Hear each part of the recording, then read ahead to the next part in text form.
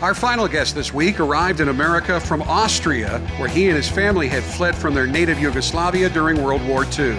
At Notre Dame, Joe Echelle was elected to student government and the Blue Circle Honor Society, started the Notre Dame club soccer program, which has evolved into the current national championship program, and received his U.S. citizenship. After graduation, Joe served in the U.S. Army as a first lieutenant where he played football, and then he spent some time in pro football as a kicker and many years in management of professional U.S. soccer. He also helped grow the Dallas-Fort Worth youth soccer program from 5,000 to 40,000 participants and has continued to serve Notre Dame as president of the Notre Dame Club of Houston and secretary of the Notre Dame Club of Dallas. He will receive this year's Harvey G. Foster Award in recognition of his contributions to civic causes that follow the mission of the university. Obviously, there is a lot to talk about with Joe on this week's show. Hi, Joe. Thanks for coming out. Nice to be here. Welcome. Glad to be back on the campus. Yeah. Great Notre Dame. Brings back good How often do you get memories. to come back? Not enough. Yeah. I was AWOL for many years, Okay. and I'm glad to be here for this great weekend and to receive the Harvey G. Foster Award. Yeah, well, welcome back. Thank you. You have had such a fascinating life. Tell us a little bit about your transition when you moved over here from Austria, fleeing World War II, and your integration into Notre Dame. We were in a displaced refugee camp near Salzburg for 8 years. It was a very tough situation, but what was neat, I learned how to play soccer there. We didn't have a soccer ball. We made a ball out of rags, and when we left Austria, we had permission to come to America.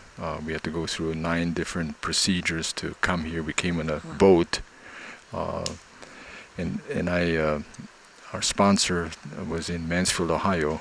And I remember leaving Austria, one of the biggest things that came to my mind was there was no soccer in America. And so I got involved, but the high school I went to didn't have any sports. We played some CYO basketball.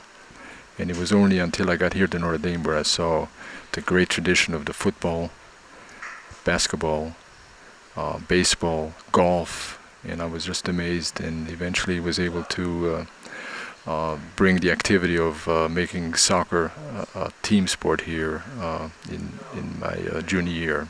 And we played in 1961. And since then I've followed the progress, but I never realized how successful not only soccer will be in America, but especially here at Notre Dame. Did you know you'd have such a big influence when you created that team back then? No. I think it was a shock, except I remember the team was very dedicated. We lost our first game, and then we recouped, and then went on to win the other games. And the team that beat us in the first game, we played them, believe it or not, we were invited to a bowl game in a huge city called Sikeston, Missouri. They paid for our trip, and we played that same school, Washington. We beat them 3-0. So, and then also we performed at halftime at the alumni football game at the stadium. And I remember when you see the soccer players in those years do the head ball, and we had a couple of Americans who were very good with the head ball. They would go back and forth, and it amused the crowd.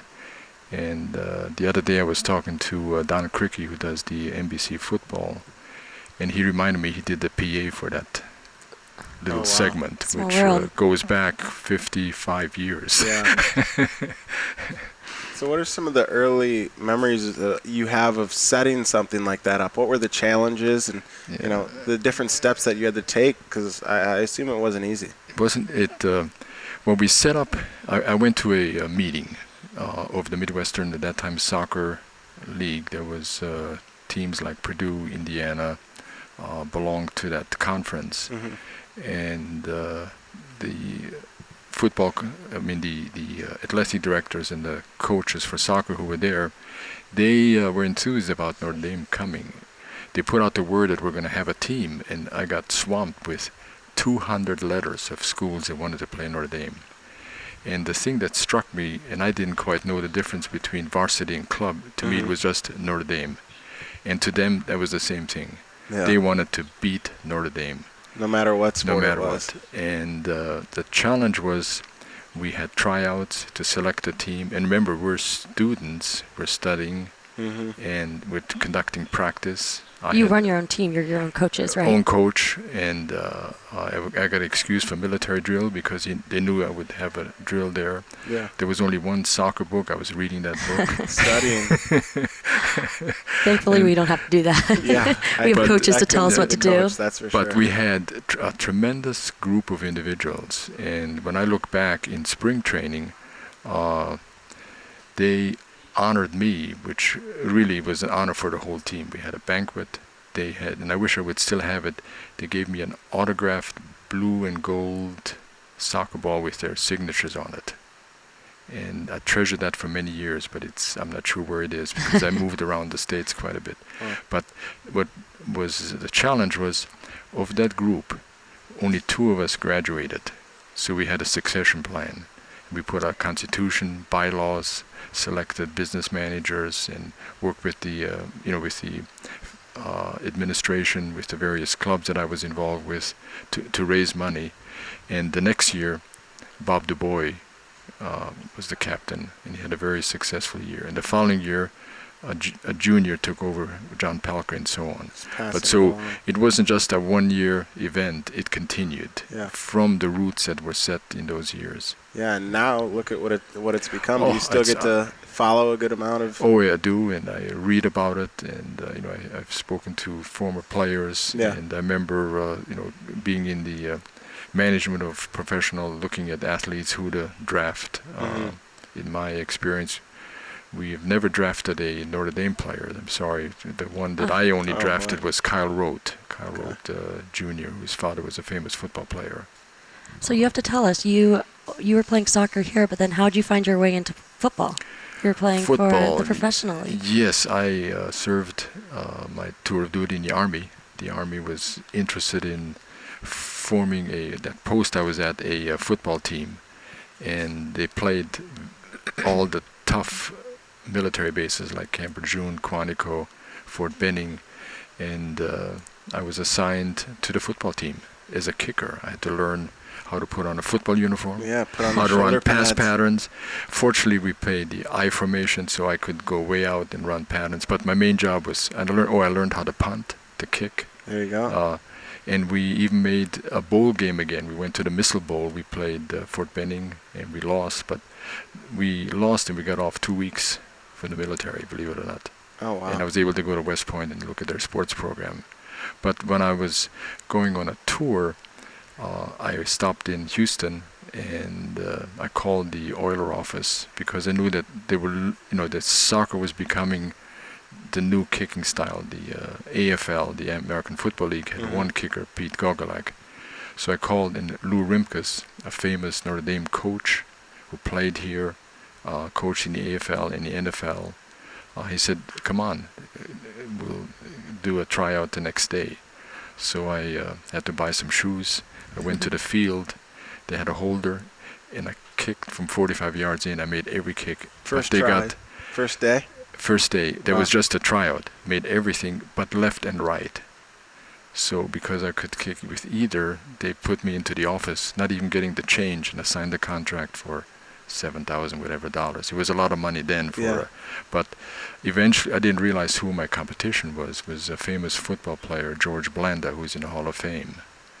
And in those years there was only like 38 players that could make it, and you had to do something else, had to run patterns. And since in the Army you had the I formation, I knew how to run the slant or whatever you had to, but eventually it was cut from the squad. And I left there and had to find a job. I went to General Tire, and when I was there working at the international level, I got a call from the Cleveland Browns. They were interested, and the coach, Lou Rimkus, who was with the Oilers, recommended me to them, and they invited me to the office. And so for 2 or 3 meetings, I was there in their office, in the head coach's office, showing how to kick. And eventually I went to the field, and I said no publicity. And I think if I would look back in America, I reported in sick. I lied to General Tire that I'm going to the Oilers. And my competition there was Lou Groza. Of course, Lou Groza, George Blanda, 2 guys in the Hall of Fame against me. It was just what a crazy journey. A great opportunity to learn about American football. Well, thank you not so easy. much for coming and sharing your story with Yeah. us. Well, thank you so It's much always for fun hosting. to have people like And that. congratulations on your award. Thank you Such very an much. honor. Thank you. And thanks for all your inquisitive questions. I appreciate it. Good luck to you all. Thank Thank you very you. much. Too bad you're not here a little bit later in the week because you're missing out on our softball team is actually playing a professional team, the Pride. And so we have that this Tuesday at 7 p.m., Oh, very nice. which very is nice. very exciting and very rare that collegiate sports match up with professional teams. Yeah. And our Irish volleyball team finished 9-3 in the non-league action, the best since 2005. And they lead the ACC in aces, and now we'll open up conference play this weekend. So It's been an exciting week. a lot Good luck going on. to- And we'll be playing on Saturday as well. So Oh, yes. Glad to have you there Good for luck it. that. Look forward to it. Yeah, We'll thanks Thank enjoy you. it. Thank you very much. Okay. Thanks. Good luck to you. go Irish. Go Irish. Go Irish. Go Fighting Irish. Go Fighting Irish.